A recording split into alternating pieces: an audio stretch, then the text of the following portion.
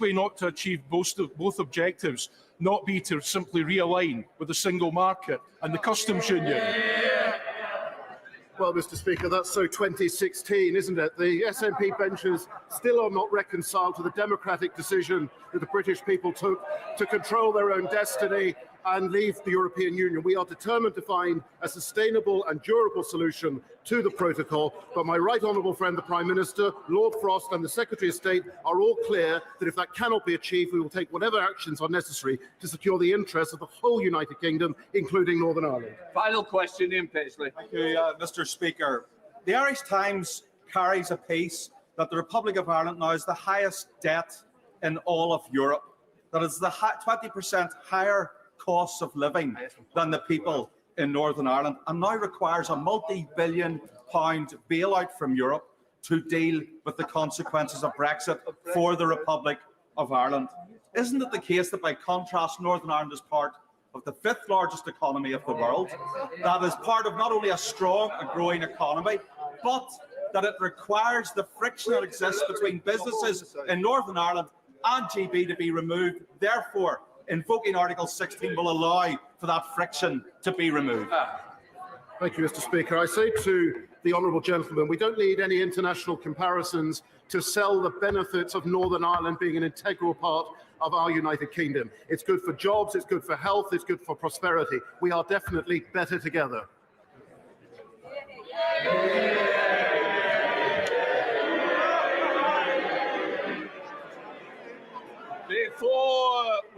Before we come to Prime Minister's questions, I would like to point out that the British... Mr. McNeill, I don't need any help from you. This is an important message to those people who are watching.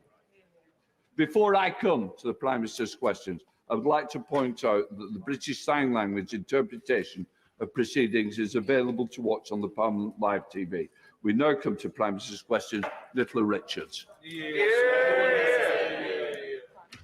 Mr. Speaker, may I begin by saying that I understand and share the anger up and down the country at seeing Number 10 staff seeming to make light of lockdown measures. And I can understand how infuriating it must be to think that the people who have been setting the rules have not been following the rules, Mr. Speaker, because I was also furious to see that clip. And, Mr. Speaker, I apologise unreservedly for the offence that it has caused up and down the country, and I apologise for the impression that it gives. But I repeat, Mr. Speaker, that I have been repeatedly assured since these allegations emerged that there was no party and that no COVID rules were broken, and that is what I have been repeatedly assured. But I've asked the Cabinet Secretary to establish all the facts and to report back as soon as possible. And, Mr. Speaker, it goes without saying that if those rules were broken, then there will be disciplinary action for all those involved. Mr. Speaker, this morning I had meetings with ministerial colleagues and others, and in addition to my duties in this House, I shall have further such meetings later today. Mr. Speaker, bins left uncollected, council tenants being forced to live in damp and cold homes, £22 million lost on Providence Place land deal, and a £10 million overspend on SEND transport contracts, which were almost awarded to Labour councillors' friends. Today, the council's external auditors released a damning report that surprises none of us. Does the Prime Minister agree with me that 47 years of Labour control in Sandwell has done nothing but level down my constituency of West Bromwich East, and that my constituents in West Bromwich, Friar Park and Great Barr deserve better? Yes, Mr. Speaker, I wholeheartedly agree with my honourable friend, because the instinct of Labour councillors up and down this country is yet again to level down rather than to level up. And I encourage her constituents to install a Labour council there as soon as possible, a Conservative council there as soon as possible, Mr. Speaker. We now come to the Leader of the Opposition, Keir Starmer. Thank you, Mr. Speaker. I heard what the Prime Minister said at the beginning of this session, but frankly, it raises more questions than answers. Last week, I asked the Prime Minister, was there a Christmas party in Downing Street for dozens of people on December the 18th? The Prime Minister, the government, spent the week telling the British public there was no party. All guidance was followed completely. Millions of people now think the Prime Minister was taking them for fools and that they were lied to. They're right, aren't they? Mr. Speaker, I think the right honourable gentleman probably missed what I said at the beginning, but I apologise. I apologise for the impression that has been given that staff in Downing Street take this less than seriously. I'm sickened myself and furious about that. But I repeat what I have said to him, that I've been repeatedly assured that the rules were not broken. And right, well, let's just do a little explanation. It's important. Ask the Cabinet Secretary to investigate exactly what happened, and I repeat that there will be consequences for those involved if those rules were broken, Mr. Speaker. Keir Starmer. An internal investigation into what happened. The situation is as clear as day. I thought last week was, Mr. Speaker, I thought last week was bad enough. Surely the Prime Minister isn't now going to start pretending that the first he knew about this was last night. Surely. We've all watched the video of the Prime Minister's staff, including his personal spokesperson. They knew there was a party. They knew it was against the rules. They knew they couldn't admit it, and they thought it was funny. It's obvious what happened. Anton Decker ahead of the Prime Minister on this. The Prime Minister has been caught red-handed. Why doesn't he end the investigation right now by just admitting it? Because, Mr. Speaker, I've been repeatedly assured that no rules were broken, Mr. Speaker, and they may not. And I understand public anxiety about this, and I understand public indignation. But there is a risk of doing a grave injustice to people who are frankly obeying the rules, Mr. Speaker. That is why the Cabinet Secretary will be conducting an investigation, and that's why there will be the requisite disciplinary action if necessary. Keir Starmer. This pretends that further information's come to light. Give me a break. He's still taking the public for fools. On the day of the Downing Street party, Trisha Greenhall's mum phoned her. She was breathless and feverish. You might want to listen. Trisha followed the rules and didn't visit her mum. Listening? 4 days later, on the day the Prime Minister's staff laughed about covering up the party, Trisha's mum was admitted to hospital. Trisha followed the rules and didn't visit. Trisha's mum spent Christmas Day in hospital. Trisha followed the rules and didn't visit. 2 days later, Trisha's mum died. What Trisha wants to know is this: why did the Prime Minister expect her to accept that the rules allowed a Downing Street party but didn't allow her to visit her dying mother? Prime Minister. Mr. Speaker, the first thing to say is that, in common with everybody in this House, I extend my sympathies to the family of Trisha, and of course I understand to Trisha and her family, and I understand the pain of everybody who has suffered throughout this pandemic. And I know that the implication that he is trying to draw, that the case that we're now investigating somehow should undermine public confidence in the measures that we're taking. I think that's the point that he's trying to make. But I may say to him, Mr. Speaker, I think it is a great mistake to try to play politics with this issue. And I think that is what he is doing. I think that is what he is doing. And the public, Mr. Speaker, will not like to see. I don't think the public do want to see confidence in their measures, in these measures, undermined. And we are taking. I think they can see the difference, Mr. Speaker. We are taking the steps necessary to protect the public, above all, Mr. Speaker, by rolling out the vaccinations, and rather than focusing on the events of a year ago, Mr. Speaker, that is what we are focusing on, and that is what I think the public will understand. Keir Starmer. But it's not just the events of a year ago, is it? We are facing a new variant. Yep. We may well be in Plan B this afternoon. Even the Prime Minister must understand the damage he's done to his credibility in enforcing the rules now and in the future. Tricia made an enormous personal sacrifice to do the right thing, to follow the rules and help defeat the virus. That's what she was asked to do. Most people were just like Tricia last Christmas. No one was dreaming of a Zoom Christmas, turkey dinners for one, gifts exchanged at service stations. But the virus was out of control. 489 people died of COVID on the day of the Downing Street party. So the British people put the health of others above themselves and followed the rules. Isn't the Prime Minister ashamed that his Downing Street couldn't do the same? Prime Minister.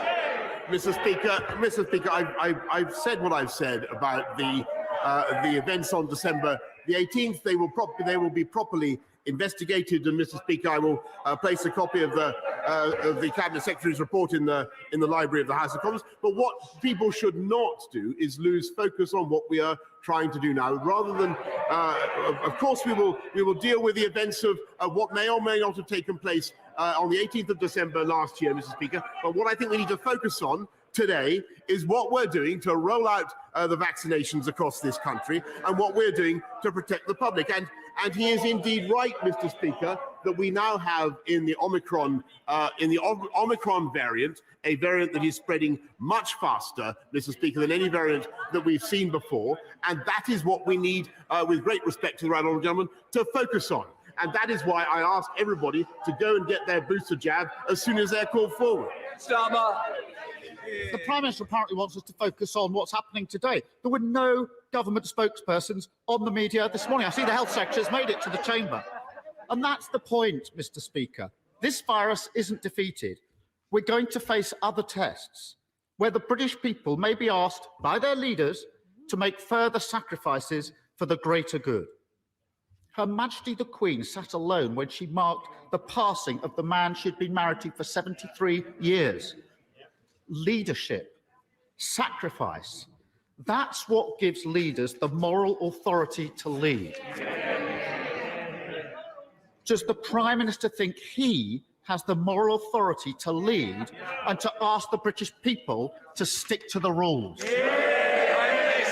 Not only that, Mr. Speaker, but the Labour Party and the Labour leader in particular have played politics, Mr. Speaker, throughout this pandemic. I've got to hear what the Prime Minister is saying, because if I don't know when something is said, and I must hear the Prime Minister. Prime Minister. Yes, Mr. Speaker, and if I may say so, throughout this pandemic, the Leader of the Opposition in particular has done nothing but play politics to try to muddy the waters, to confuse the public, and to cause needless confusion about the guidance. The public, Mr. Speaker, have not been so confused, and they have not been fooled.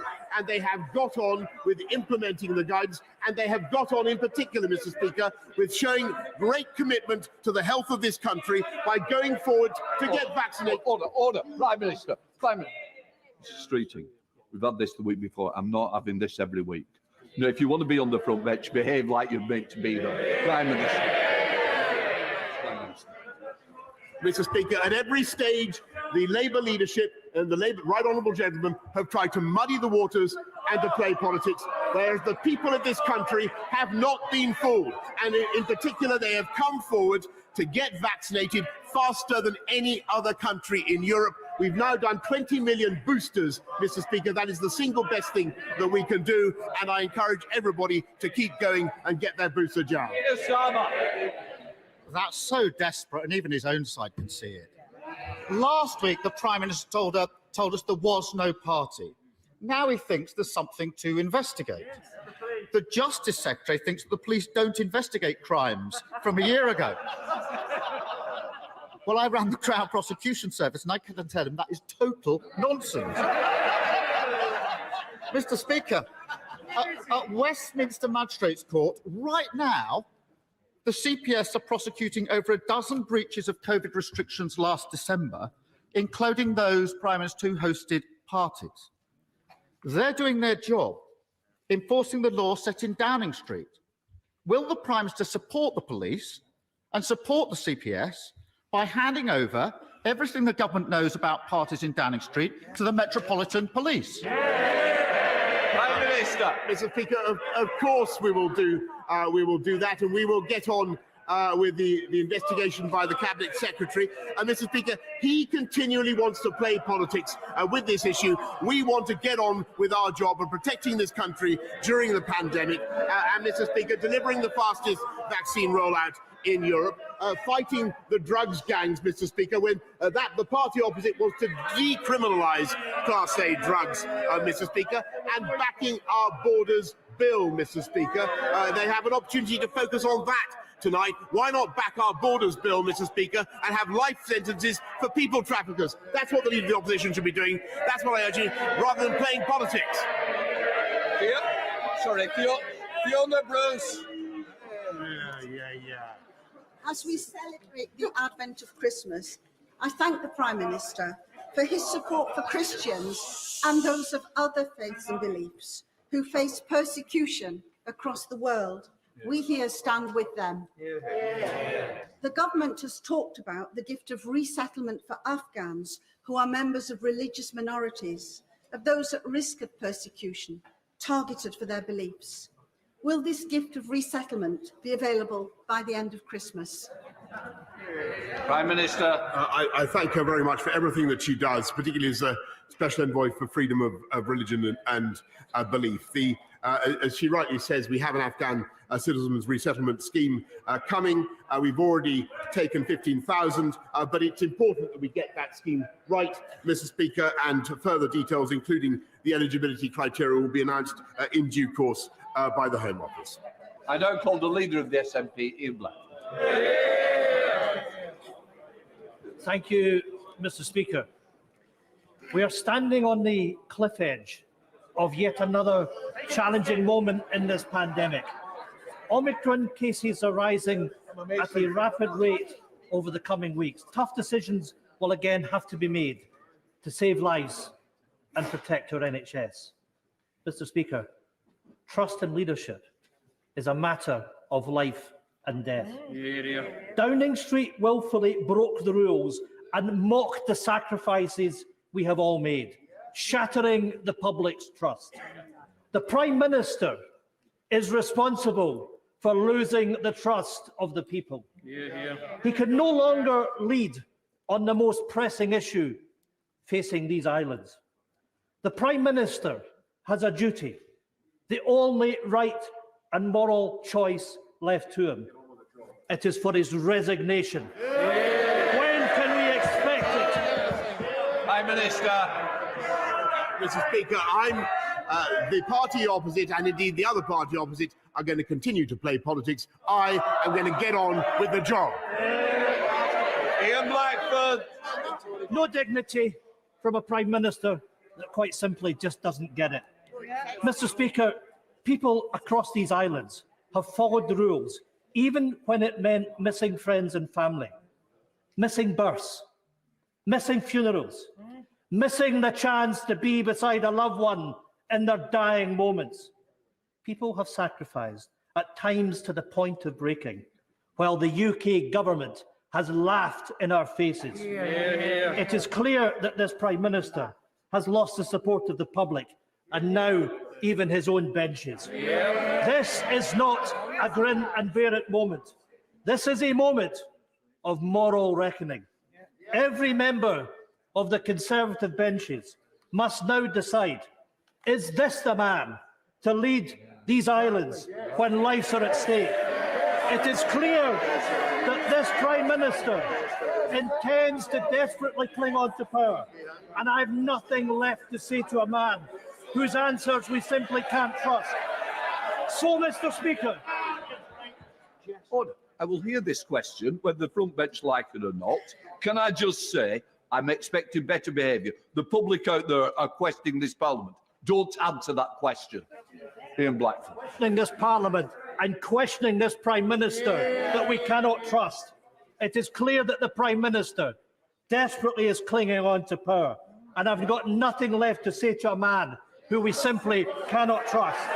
So, Mr. Speaker, it is time for members in this House to act. If he doesn't resign, then he must be removed. Prime Minister. Mr. Speaker, I thank the right honourable gentleman for his vote of support and thanks, vote of confidence. But I can tell him that I am going to get on with the job, and I believe that that is what is the right thing to do. And I think it is very, very sad that when the public need to hear clarity from their officials and from politicians, the party opposite are trying to muddy the waters about events or non-events of a year ago, Mr. Speaker, and that is what they're doing today. We now have a closed question. Bob Seeley. Number 5, please, Mr. Speaker. Prime Minister. I thank my honourable friend, who is an excellent champion for the Isle of Wight, and I know there is ongoing discussion between Isle of Wight and the Department for Levelling Up about the unique circumstances of the island, including the discussions about the possibility of a county deal. Bob Seeley. I thank the Prime Minister for his response. Will the government accept the findings of the independent study that it itself commissioned this summer into a long-term, fair funding settlement for the island, the final calculations of which are due imminently? And in doing so, will he help me to right a wrong which has been ongoing now for the island, for my constituents, for some 6 decades? Thank you. Prime Minister. I thank my honourable friend very much. You will understand it's not easy to break down the costs that apply to the service delivery on the island, but I know the department is carefully considering the details of the study he mentions, and I'm sure the relevant minister will keep him updated. Sir Geoffrey Donalds. Thank you, Mr. Speaker. In view of the harm caused to political stability in Northern Ireland and to our economy by the Northern Ireland Protocol, noting the lack of progress in removing the Irish Sea border, and recognising that unionist consent for the protocol is not forthcoming, what urgent steps does the Prime Minister and his government intend to take to honour his commitment to restore Northern Ireland's place fully within the UK internal market and to safeguard the political institutions in Northern Ireland? Prime Minister. I thank the right honourable gentleman, and he and I have discussed this extensively, and he knows that we share a view that the protocol is not working in the way that it needs to in order to guarantee the Belfast Good Friday Agreement. I don't believe things need to be that way. I think it could be worked differently, and we want our EU friends and partners to understand that, and we will continue to work with them to get them to see things in the way that people on both sides of the Irish Sea see them. But in the meantime, Mr. Speaker, we do not remove the possibility of invoking Article 16 to protect trade between Great Britain and Northern Ireland. Bob Blackman. Thank you, Mr. Speaker. This week, thousands of my Hindu constituents and millions worldwide start the birth centenary celebrations of the birth of His Holiness Swami Maharaj. His life was given over to people of all castes, races and religions. He was, of course, the inspiration behind the world-renowned Neasden Temple and hundreds of other temples. Will my right honourable friend join me in joining that celebration and giving good wishes to all Hindus across the world? Prime Minister. I thank my honourable friend for raising this, and I was delighted, and I thank the Hindu community for their amazing contribution to this country. I was delighted to visit Neasden Temple last month and to hear about all they've done during the pandemic, and I wish everybody in that community and all those celebrating all the very best. Kirsten Oswald. Thank you, Mr. Speaker. The chaos of this government is a distraction from the serious decisions it should be taking. We all know that the Chinese government denies basic human rights to China's minority religious communities. The repression of the predominantly Muslim Uyghur population in Xinjiang has been condemned as an act of genocide. In the face of these abuses, President Biden has decided US diplomats will boycott the Beijing Olympics. New Zealand and Australia have followed suit. It's International Human Rights Day on Friday, so will the Prime Minister raise his eyes from his chaos and commit the UK to joining the diplomatic boycott, or does his desperation for trade deals trump human rights? No, Mr. Speaker, because we make all those points regularly to the Chinese, and I did to President Xi when I talked to him recently. As I've said before, we do not support sporting boycotts, but there are no plans for ministers, certainly no plans for ministers to attend the Winter Olympics. Dr. Caroline Johnson. Thank you, Mr. Speaker. Mr. Speaker, many of my constituents in Sleaford and North Hykeham are struggling to access an NHS dentist, leading to pain and suffering, in particular for children, military families and veterans. My right honourable friend has invested a record amount of money in the NHS. Does he agree with me that some of this money must be used to level up dental care provision? Does he share my surprise that there is no dental school in the East Midlands? And will he back my campaign for a dental school in Lincolnshire? Prime Minister. Mr. Speaker, I know that Health Education England are working extensively in Lincolnshire to improve the recruitment and retention of dentists. I understand that they agree with her about the uneven distribution of dental schools throughout the country, and I'm sure as they consider their next steps, they will have heard her appeal. Mary Kelly Ford. Thank you, Mr. Speaker. Storm Arwen left thousands of people in Bear Park, Ludworth, Sherburn and Waterhouses without heating or electricity. Yet it took 5 days for a ministerial statement to be made and a week to send in the army. My constituents weren't just left without power, they were left without a government that cares. Can the Prime Minister look me in the eye and honestly say that he did everything he could as soon as he could to help the people of Durham? Prime Minister. Yes, I can, Mr. Speaker, and I can tell her that I was in contact with representatives of the local authorities, of the Army, of Northern Power Grid and others to see what more we could do to assist them in restoring power. I sympathise very much with the families who lost power for an unconscionably long period, Mr. Speaker, and the House will have heard the explanation of the various electricity companies about why that was so. We must learn the lessons from storms Arwen and Barra and make sure nothing like that happens again. David Warburton. Mr. Speaker, I know we'll all agree that our vaccination programme has been a tremendous success. Vaccinations are the front line of defence against all variants of COVID, and the booster jab is a vital component of this. But in rural areas like mine, our booster centres are often few and very far between, and 2/3 of housebound people, those perhaps most vulnerable, most susceptible and most in need, haven't yet received their booster. So can I ask my right honourable friend, what steps the government's taking to ensure more centres are available, particularly in rural areas? And would he ask the Health Secretary to meet me with some urgency to ensure my constituents can get their boosters and stay protected this winter? Yes, Mr. Speaker, amongst the heroes of the vaccine rollout are, of course, pharmacists, as he rightly says, up and down the country.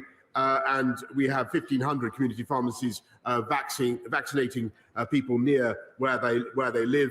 I know that the NHS are considering the need to support more pop-up clinics where there's a need. I'm happy to arrange a meeting with him and the vaccines minister to discuss this further. Catherine West. Thank you, Mr. Speaker. Will the Prime Minister tell the House whether there was a party in Downing Street on the 13th of November? Prime Minister. Mr. Speaker, no, but I'm sure that whatever happened, the guidance was followed and the rules were followed at all times. Dr. Luke Evans. Thank you, Mr. Speaker. Thank you, Mr. Speaker. We know the booster vaccines are essential in our fight against COVID. Speaking to clinical colleagues, one of the biggest hindrances is the 15 minutes people have to wait post-Pfizer. If we could reduce that or take that away, it could release thousands of hours of clinicians' time. So will the Prime Minister ask the MHRA and the JCVI to look to see if it is safe to do so, particularly for those people receiving their third Pfizer booster? Prime Minister.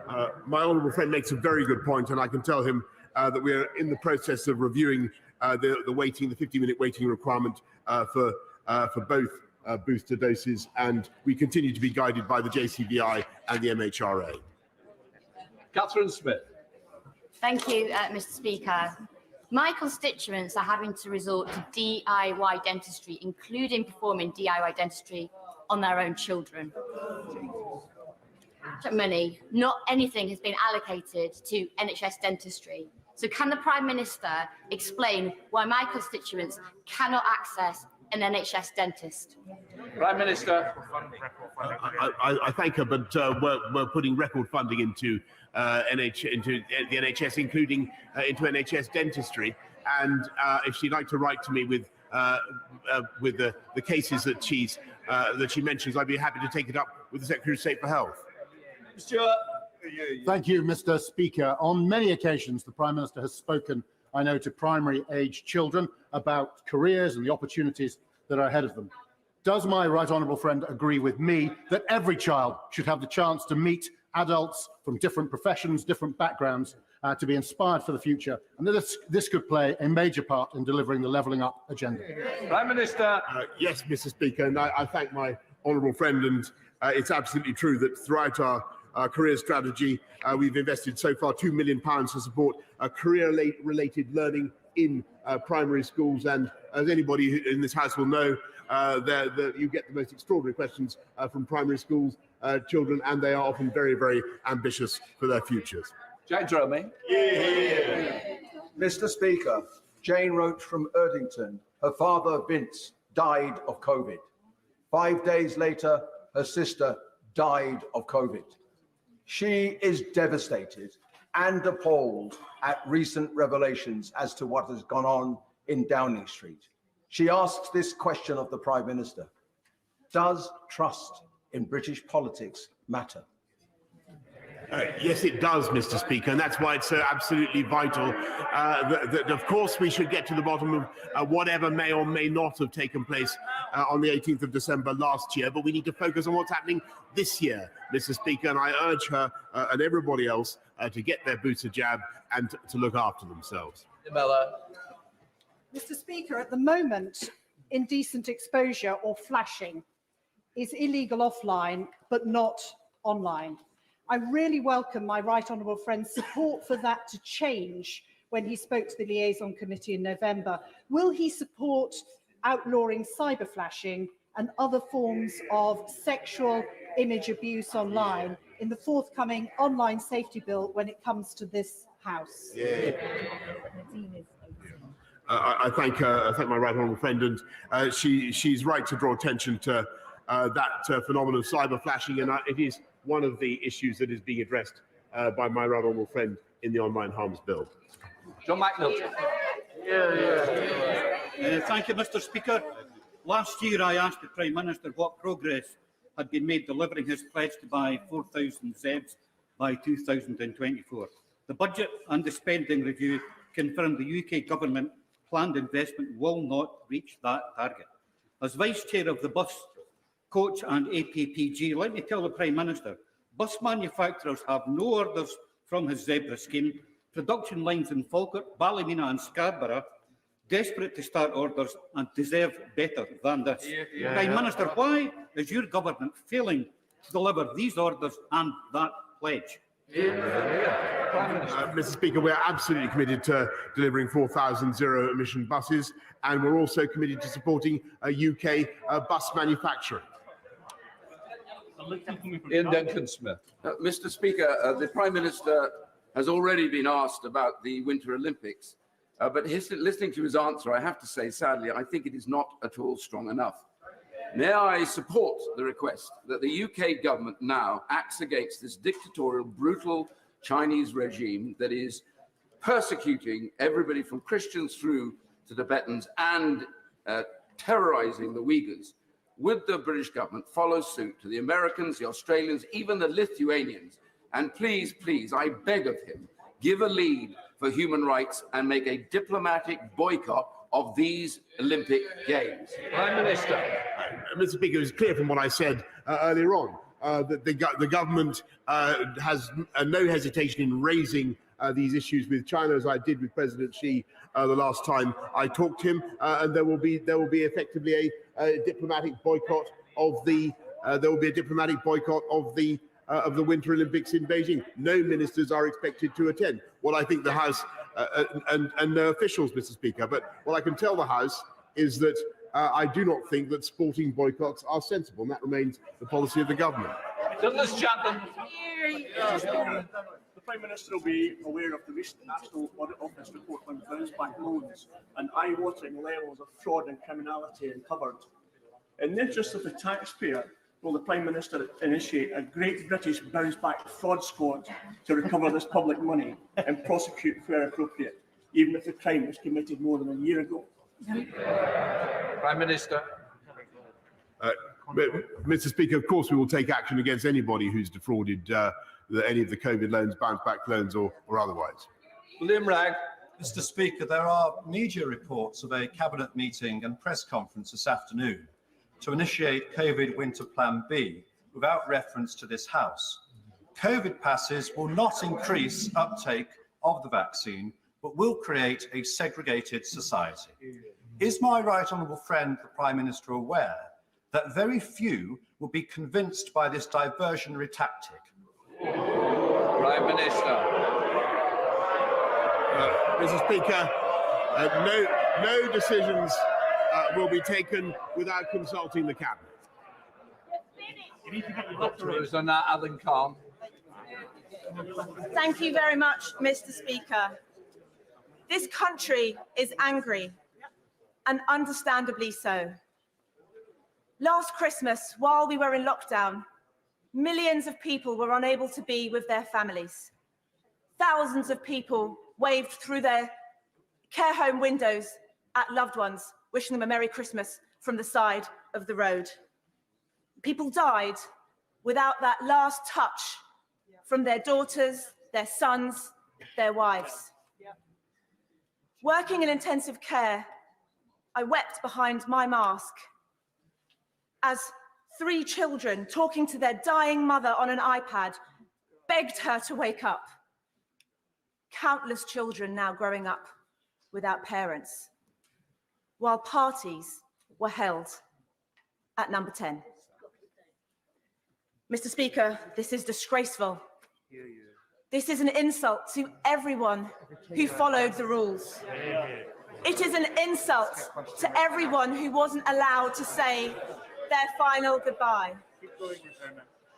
This happened on the Prime Minister's watch. So my question is very simple. How does the Prime Minister sleep at night? Mr. Speaker, I want to say, first of all, I want to repeat what I said earlier on about what happened last year, a year ago, but or what may not have happened. But I want to say this. I share and understand her grief and her feelings. I thank her for her service in the NHS. And Mr. Speaker, I know how much this country has been through, and I know how difficult it has been through.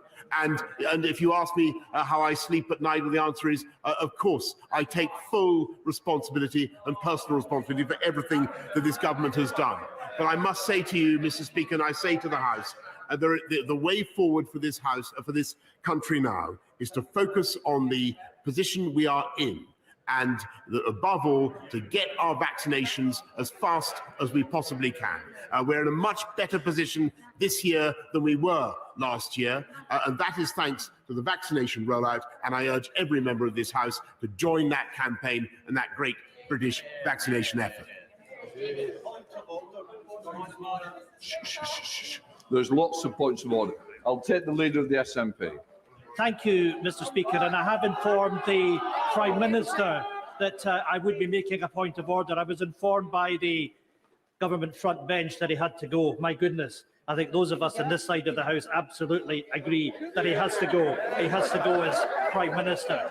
Mr. Speaker, people throughout these islands have been watching this debate today. People feel revulsion at the stories that have emerged, in particular the video last night. What is worse, Prime Minister, what is worse, Mr. Speaker, is that there are now authoritative reports of not just one, not just two, but 3 different Downing Street parties during lockdown last Christmas, including one, Mr. Speaker, in the Prime Minister's flat. What do we have to do on this side of the House to make sure that the Prime Minister takes responsibilities for his breach of trust, for the breach of COVID regulations, and he does the right thing on behalf of all the people of all these islands, and he resigns now? I think I made that decision. No, I know you're not, and it's not to me, obviously. Can I just say, it is a very tense moment for the House, and I just want to try and calm it down. What I would say is that we can't continue a debate after it's already gone on. What I would say is I am not aware of any media attention, but I can also say it is not for me to rule on something that happens in Downing Street. What I would say is you've got it on the record, and I think we're going to leave it at that. Point of order, Alberto Costa. Thank you, Mr. Speaker. The Committee on Standards has issued its 4th report of this session, which makes a number of proposals and recommendations, some open for consultation. As one of the longer-standing MP members of the committee, some colleagues in this House, cross-party, have approached me seeking guidance. It's become apparent to me, Mr. Speaker, that many colleagues are unaware of the existing practices and processes of the Standards Committee and the Code, let alone understanding those changes that are proposed. The committee is keen to ensure full consultation, and its chairman and team is doing a good job on encouraging members to take part. With that in mind, I've checked Erskine May and spoken to some senior colleagues and asked whether it would be appropriate for me to offer a meeting or meetings for colleagues across this House to listen to them, for them to take part in the consultations and propose recommendations, always with a view to emphasising my views and listening and strongly encouraging colleagues to participate and express their views in this process. The consultation, Mr. Speaker, runs until 20th of January. I understand it is entirely in order and permitted. Could you confirm, Mr. Speaker, that you would encourage colleagues across the House to take part in this important consultation process? What I would say is I would encourage all members to take part in the consultation process that's been launched. What I would say is